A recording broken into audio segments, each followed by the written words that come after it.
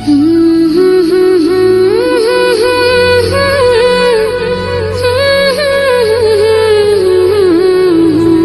प्रणाम। मैं आपका छोटा भाई राइटर सतीश भाई।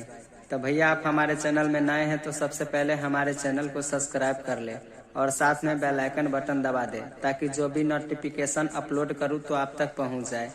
तो भैया, अपना यूट्यूब चैनल पर राइटर भाई सतीश ऑफिशियल कम से कम ना बेसी तो 8-9 महीना के बाद आ रहे हैं अपना यूट्यूब चैनल पर।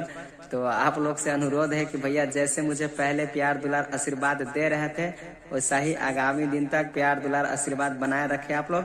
तो आज का फुल एंड फ्री ठंडी मौसम है और उसी प्रकार से सॉन्ग लिखा गया है। तो चलिए मैटर सुनाते हैं और आप लोग से रिक्वेस्ट है कि आप लोग वीडियो को स्किप करके ना देखें, पूरा वीडियो देखें और लास्ट में जाते जाते चैनल को सब्सक्राइब कर दीजिएगा और वीडियो को लाइक कर दीजिएगा और कमेंट जरूर करिएगा और साथ साथ शेयर कर दीजिएगा। तो चलिए मैटर की तरफ, तब तक के लिए बाय। फर्स्ट मुखरा है। बहे शीतल लहरी लागे जाढ़े भौजी, जल्दी क दे बियाह रहबन कुमार रे भौजी, जवानी खोजे हमर अब जोड़ीदार रे भौजी, जवानी खोजे हमर अब जोड़ीदार रे भौजी। फर्स्ट अंतरा।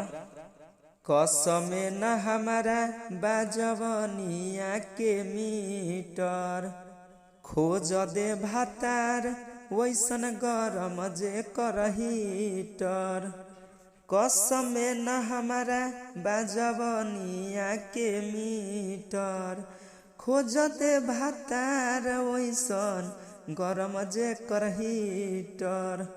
जारा भर लगा दे कवन जुगार रे भौजी, तो जवानी खोजे हमर अब जोड़ीदार रे भौजी, जवानी खोजे हमर अब जोड़ीदार रे भौजी। लास्ट वाला अंतरा नाम वाला। 22 के चाकर हमर भइल जाता कमर, केतना सैती राखी हो खेला न सबर। 22 के चाकर हमर भइल जाता कमर, केतना सैती राखी हो खेला न सबर।